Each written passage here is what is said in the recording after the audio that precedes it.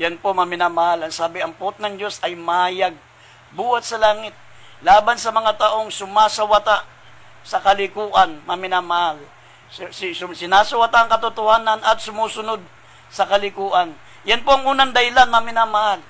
Sabi rito, deception. Marami po ang sumusuway sa utos ng Diyos dahil nadaya sila. At kapag ang tao po'y nadaya, maminamahal, magkakaroon siya ng tinatawag na reprobate mind.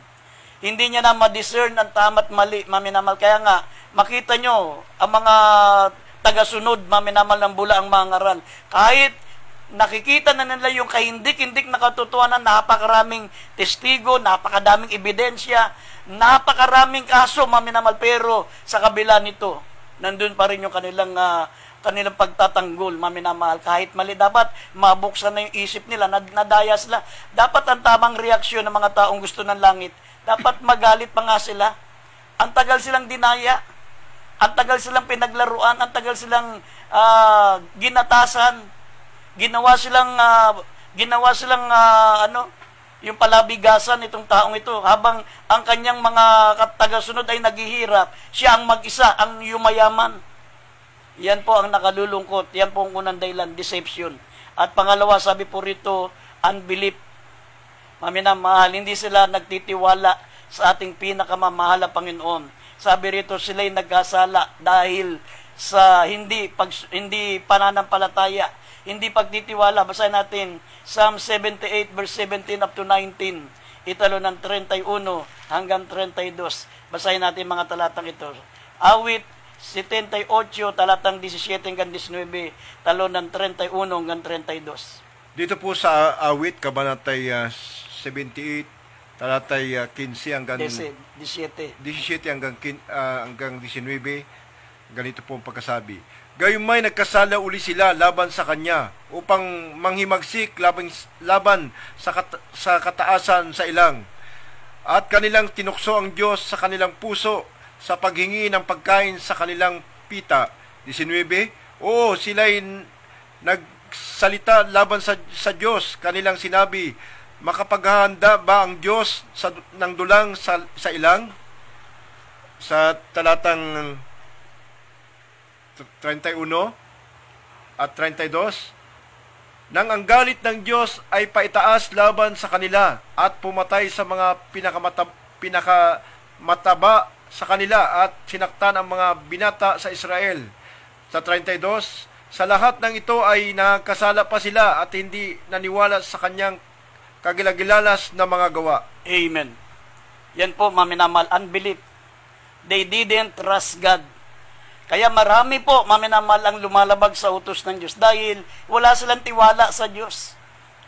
Sabi rito, dahil sa kanilang mga alinlangan.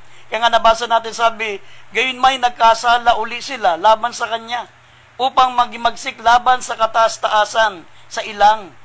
At kanilang tinukso ang Diyos sa kanilang puso sa paghingi ng pagkain sa kanilang pita. Oo, sila'y nagsalita laban sa Diyos at kanilang sinabi, makapaghahanda ba ang Diyos ng dulang sa ilang?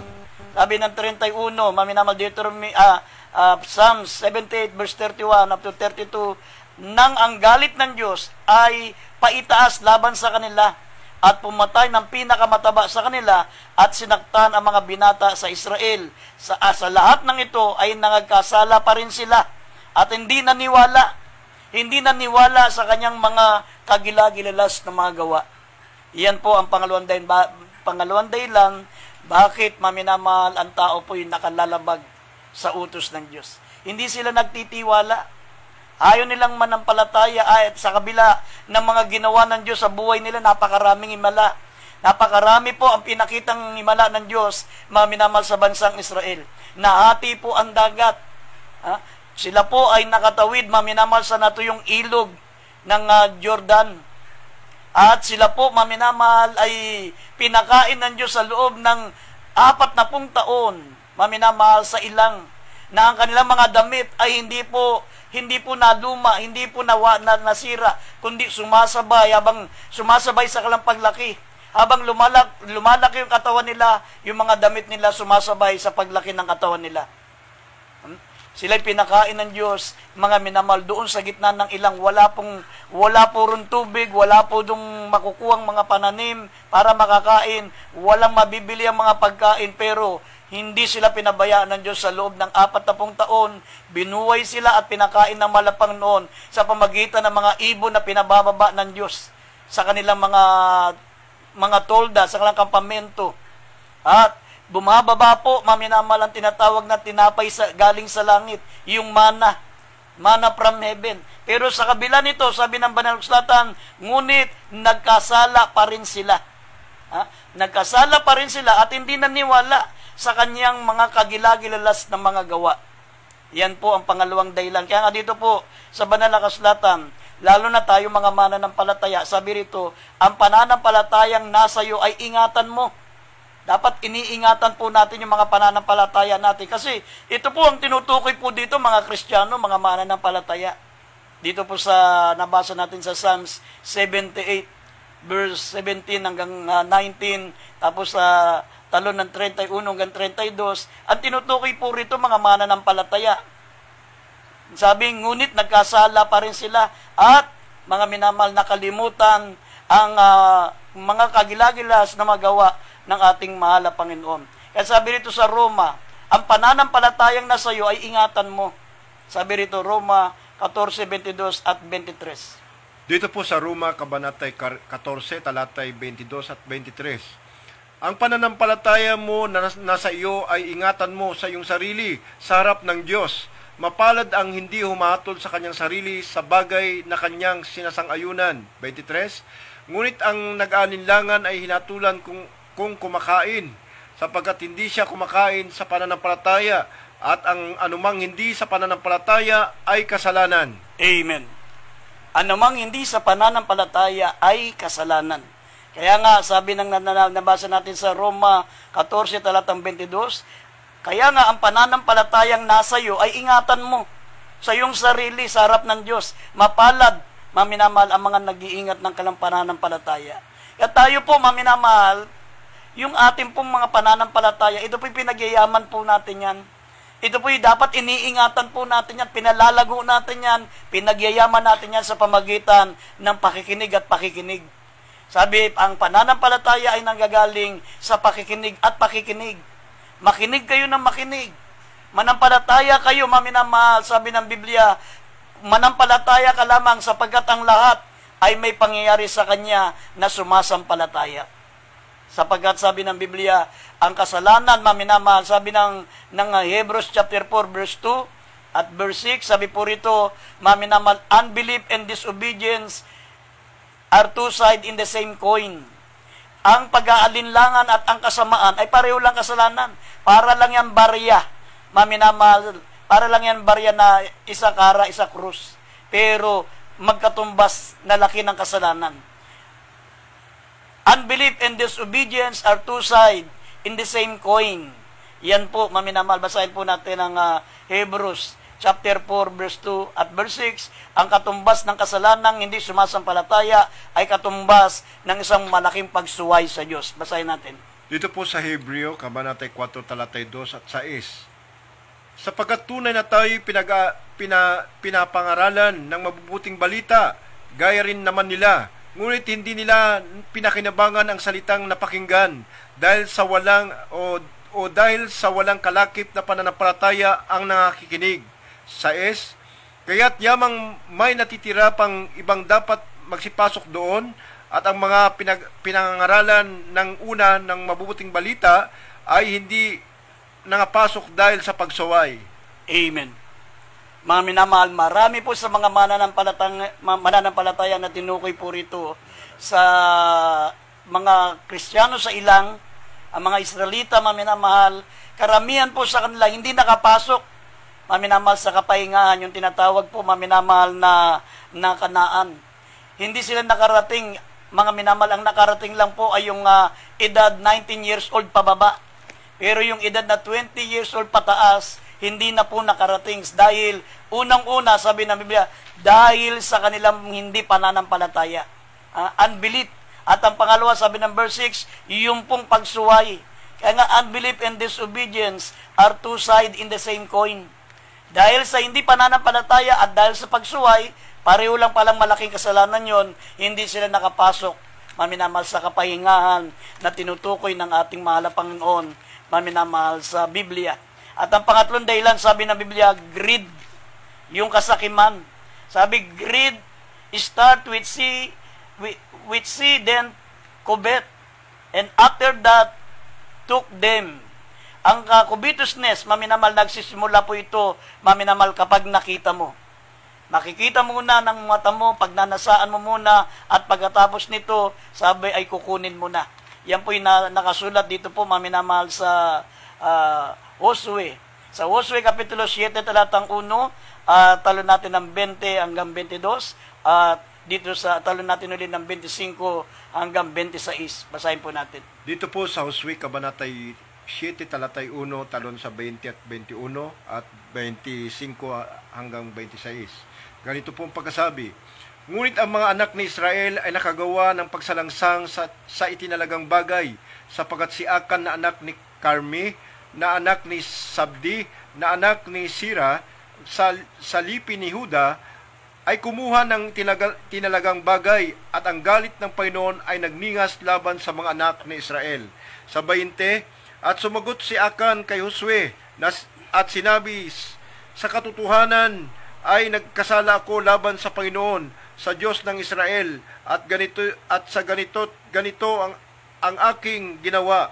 Sa 21, nang aking makita sa Samsam ang mainam na balabal na yaring Babylonia, at ang 200 siklong pilak, at ang 1 dila ng ginto na 50 siklon ang timbang, ay aking ang inimbot at aking kinuha, at narito nangakukubli sa lupa sa gitna ng aking tulda, at ang pilak ay nasa ilalim niyaon. Sa 25 at 26, ganito po ang pagkasabi, at sinabi ni Josue, bakit mo kami binabagabag? Babagabagin ka sa araw na ito ng Panginoon, at binato siya ng mga bato ng buong Israel, at sinunog nila sila sa apoy, at binato sila ng mga bato. Sa 26, at kanilang binuntunan siya ng malaking bunton ng mga bato hanggang sa araw na ito, at ang Panginoon ay nagpigil ng kabangisan ng kanyang galit, kaya't ang pangalan ng dakong yaon ay tinawag na ang libis ng Akor hanggang sa araw na ito. Amen. Kaya nga, maminamahal, yan po mga dahilan kung bakit nakalalabag tayo sa kalooban ng Diyos. Yan po ang pangatlo, greed, kasakiman. Ito po, maminamahal, ay nangyari kay Akan. Ang sabi ng nabasa po natin, maminamahal, sa verse 21, sabi po rito, maminamahal, at nang aking makita sa Samsam ang mainam na balabal na yaring Babylonia, at ang 200 siklong pilak, at ang 1 dila na ginto, at 50 siklo ang timbang, aking ang inimbot at aking kinuha, narito nakakubli sa lupa sa gitna ng aking tolda, at ang pilak ay nasa ilalim niyaon. Yan po ang ibig sabihin, maminamal, doon nagsisimula Doon nagsisimula yung kasakiman.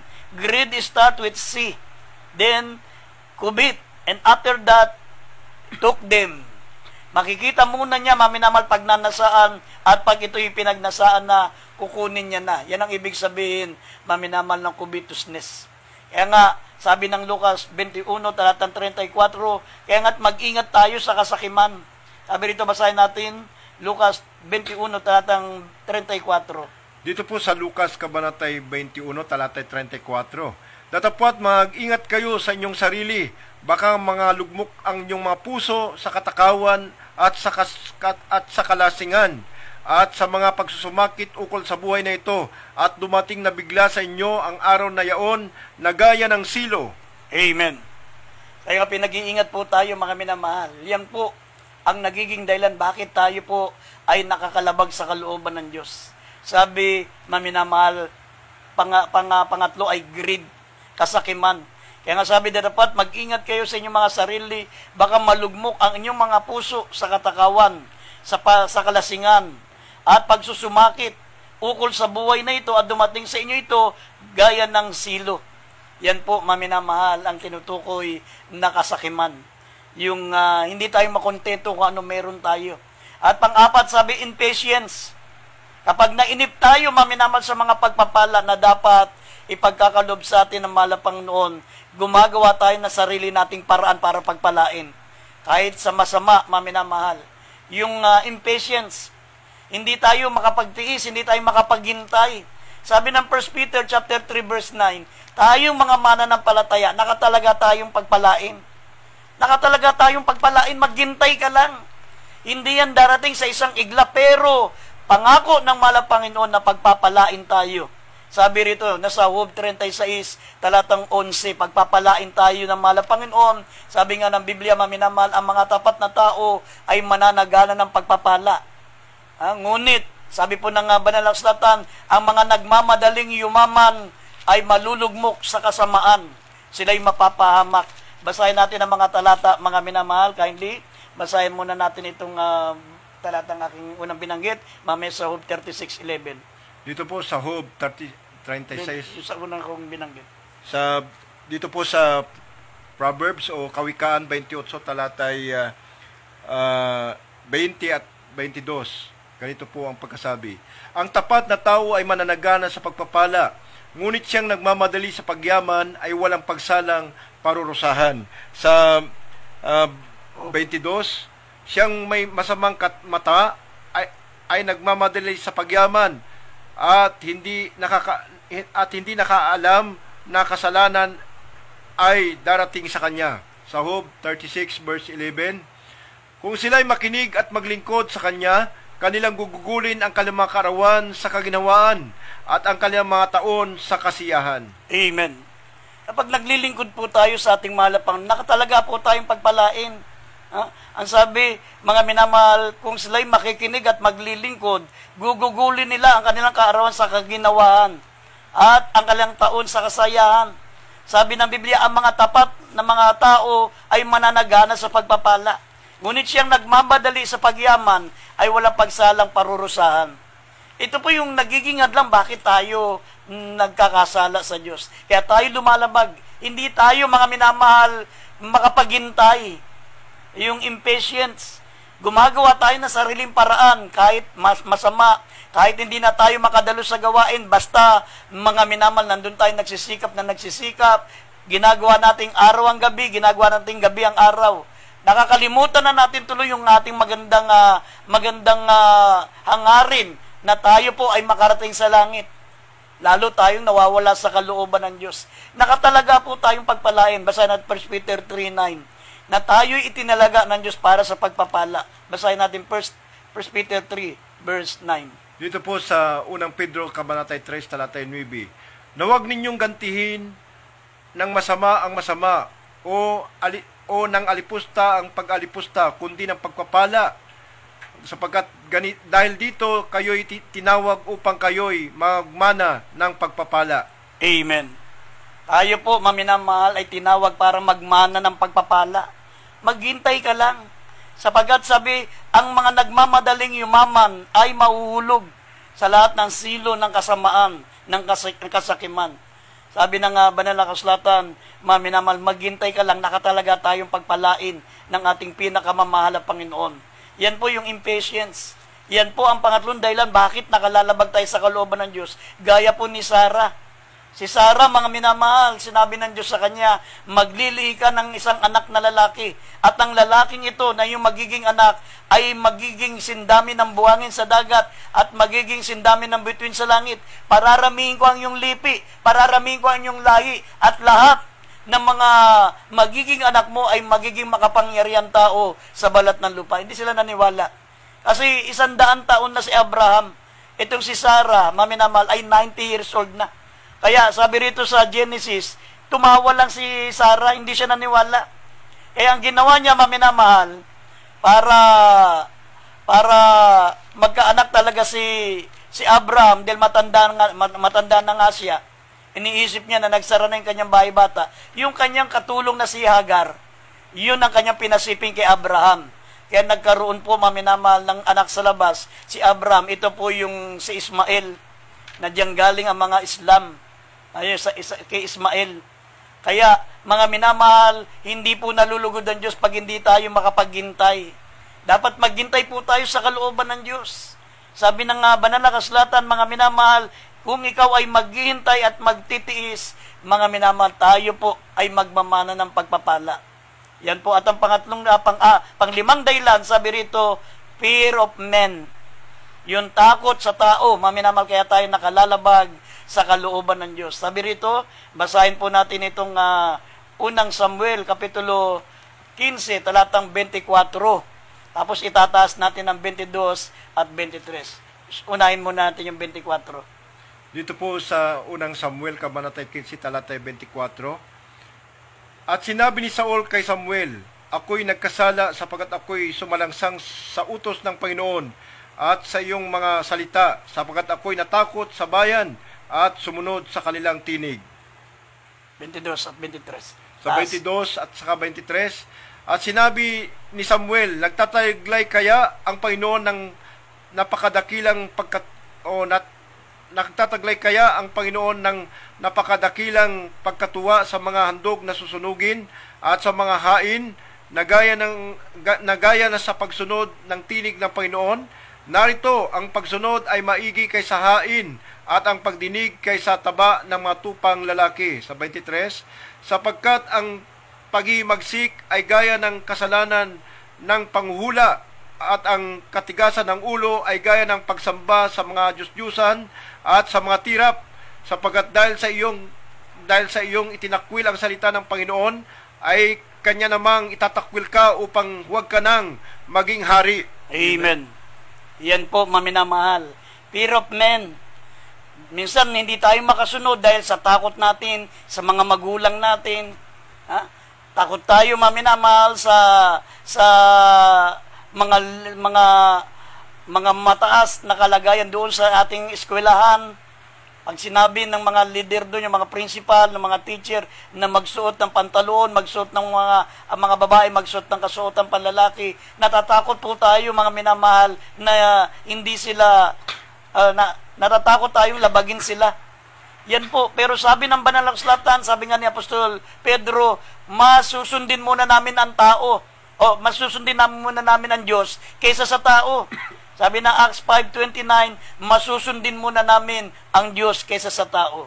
Sabi ng Biblia, maminamahal, huwag niyong katakutan ang pumapatay ng katawan, ngunit hindi kayang, mga minamahal, itapon ang iyong kaluluwa sa impyerno. Matakot tayo sa Diyos na kayang patayin ang ating katawan at kaya pang ibulid ang ating katawan, ang ating kaluluwa sa impyerno. Basahin natin ang dalawang talata, Acts 5:29 at Mateo 10:28. Dito po sa Gawa, kabanatay 5, talatay 29. Datapwat nagsisagot si Pedro at ang mga apostol at nagsabi, dapat muna kaming magsitalima sa Diyos bago sa mga tao. Sa Mateo, kabanatay 28. talatay 28. Ganito po ang pagkasabi. At huwag kayong mga takot sa mga nagsisipatay ng katawan, datapwat hindi nakakapatay sa kaluluwa, kundi bagkus ang katakutan ninyo yaong makapupuksa sa kaluluwa at sa katawan sa impyerno. Amen. Kaya nga, maminamahal, mas kinakailangan muna nating sumunod sa Diyos. Yan po ang nakakapaglabag sa atin. Yan po ang dahilan kung bakit nalalabag natin ang utos ng malapon, fear of men. Sabi ng banal na kasulatan, huwag tayong matakot sa mga tao na pumapatay ng katawan, hindi naman tayo kayang ibulid sa impyerno. Ang katakutan natin, higit sa lahat, ang Diyos na kaya pong patayin ng ating katawan at kayang ibulid ang kaluluwa sa impyerno. Kaya nga sabi rito sa Lucas 6:46, ang sabi ng mahal na Panginoon, bakit tinatawag niyo akong Panginoon? Tinatawag niyo akong Panginoon, ngunit hindi niyo naman sinusunod ang aking mga utos. Kaya dapat pala, maminamahal, kung talagang tayo po, maminamahal, ay naglilingkod sa Diyos, sabi ng Biblia, mga minamahal, meron po tayong tinatawag na pananagutan na sumunod. Pag tinawag natin Panginoon ng Diyos, meron po tayong obligasyon at meron po tayong pananagutan na dapat natin sundin ang ating pinakamamahal na Panginoon. Basahin natin, kindly, Lucas 6:46, huling talata. Dito po sa Lucas, Kabanatay 6, talatay 46. At bakit tinatawag ninyo ako, Panginoon, Panginoon, at di ninyo ginagawa ang mga bagay na aking sinasabi? Amen. Kaya nga, maminamahal, naglilingkod rin lang tayo sa Diyos, maglingkod na tayo sa tama. Pwede tayong magsimula muli, maminamahal, hindi baling magsimula uli tayo sa una kesa magpatuloy po tayo sa mali. Dapat maging practical po tayo, huwag tayong tumulad dun sa tagasunod ng Davao. Maling-mali na, pinagpapatuloy pa rin nila. Bakit hindi kayo magsimula? Maghanap kayo ng mga tunay na pastor na totoong nagmamalasakit sa inyong kaligtasan. Hindi yung nagpapasarap sa buhay. Maghanap kayo ng pastor na nag-aayuno ng 40 days, na nanalangin ng 20 hours a day. Yung mga taong may marubdob na pag-ibig sa ating mga kaluluwa, hindi yung nagpapasasa sa ating mga kayamanan na inuutot nila. Kaya nga sa gabing ito, maminamahal, sumunod po kayo sa panalangin. Tanggapin yung ating malapan bilang sariling tagapagligtas. Pag kayo'y nabilang dito sa ministeryong ito, makikilala nyo ang tunay na pastor na galing sa Diyos, galing sa puso ng Diyos, sapagkat ang pastor po dito ay may marubdob na malasakit sa mga kaluluwa ng mga tao na hindi pa nakakilala sa malapang noon. Kaya sa gabing